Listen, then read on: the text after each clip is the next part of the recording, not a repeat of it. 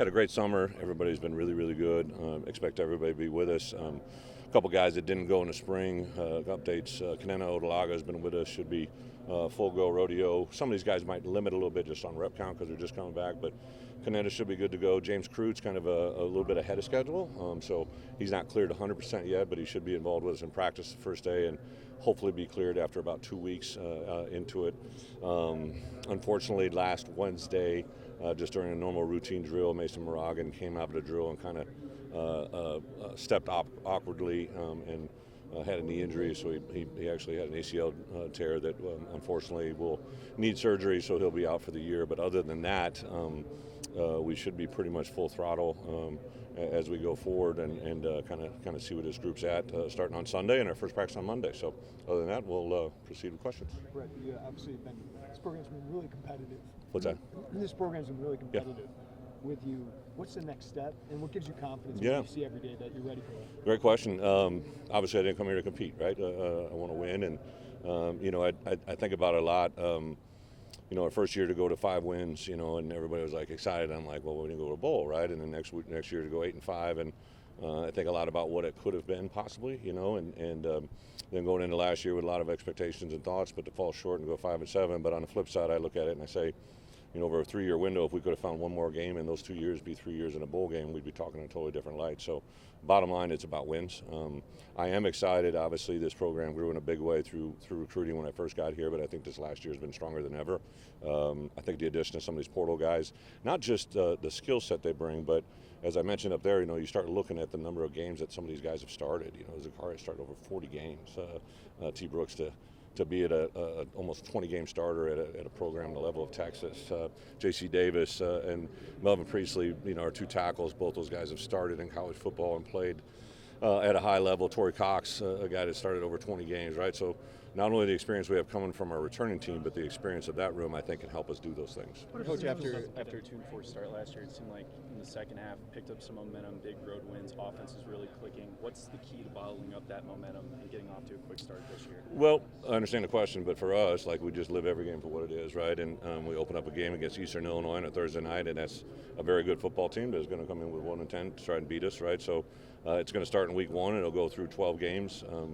That we got to take every game for what it is. I think as you progress as a program, you should play your best football at the end of the year, right? So hopefully we're going to play at a level in game 1 to take advantage of that moment. But 12 games later, hopefully we're going to be playing our best football and have a couple wins. What are some of those areas where you felt like you needed to improve, and how do you think you addressed those in the offseason? You talking from last year? From last year. Yeah, without a doubt, I think offensively it starts up front, right? Always has.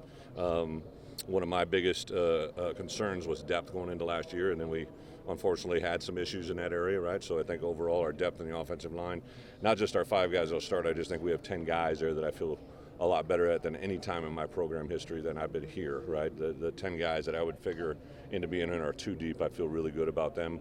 Have some battles in fall camp that'll be fun to watch.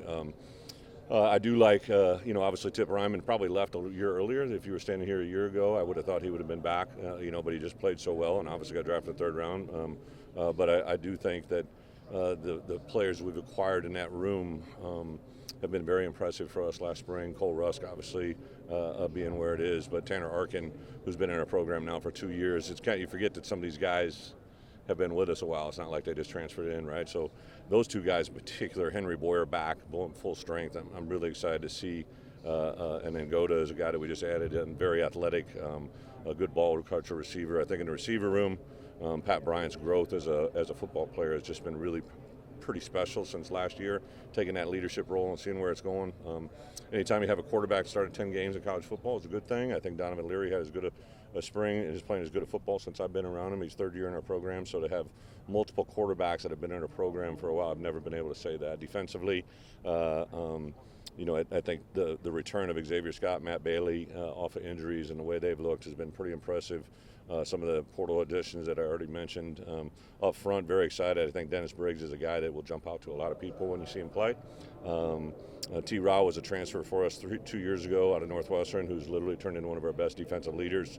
Really impressed with him. Alex Bray had a great spring, and a couple other newcomers up front. And I think our edge players, obviously with Seth and Gabe here, those might be the best group of outside linebackers. You throw Alec Bryant and D. Brown in there, and I'm really excited about those 4 guys. And inside, Kanena and Dylan have had a really, really impressive spring. And then you got Krutzy coming into that mix as well. Bret, you went up there and told everybody, "I love my job." Yeah.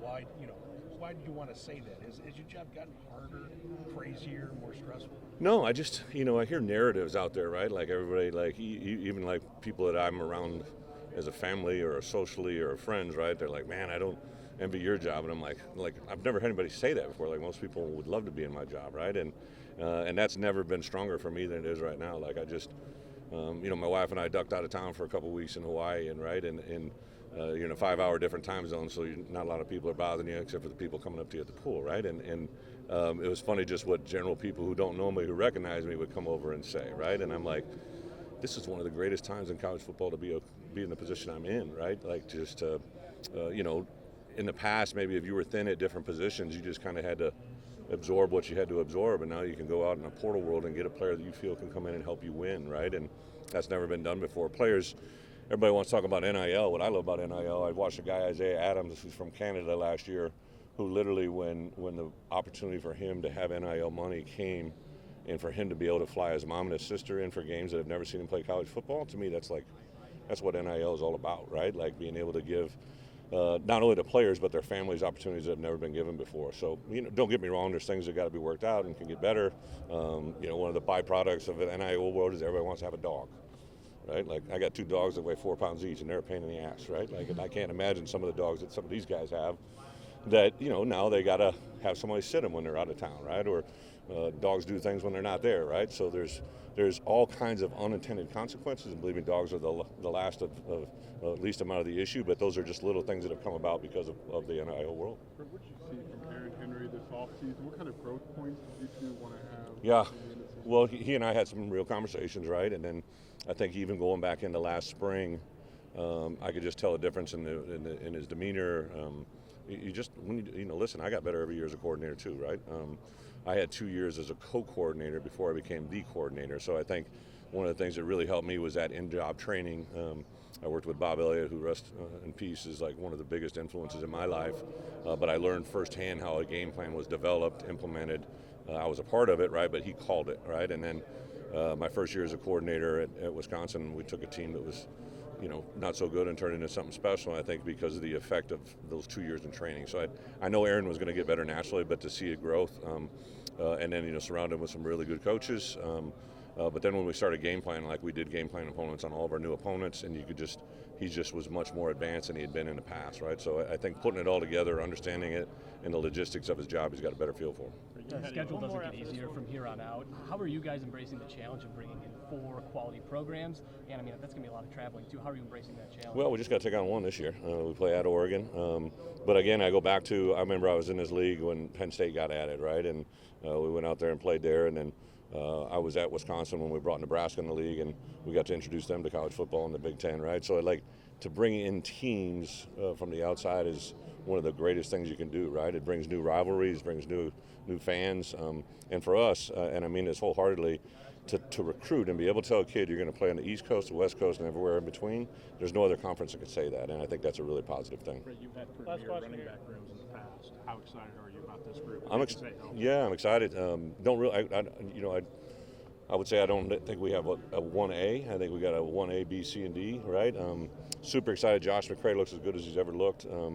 Really impressed with where he's at. Caden Fagan just continues to do things that we just have never seen before. Our strength coaches tell me numbers that he puts up that are just mind-boggling for his size frame. Aiden Lawfrey, I would tell you, if you polled our coaches, would say that he's probably the most improved player in our program from a year ago at this time to where he is now. Had limits of that last year. You saw glimpses, but what we've seen every day in spring and fall. And then Jordan Anderson, unfortunately, has had a little tweak of a hamstring, so he's had some soft tissue, but he'll be with us in fall camp. And then I tell you, Khalil Valentine is a very impressive young man in his first month or 2 in the program. So super excited about that room, see where they can go.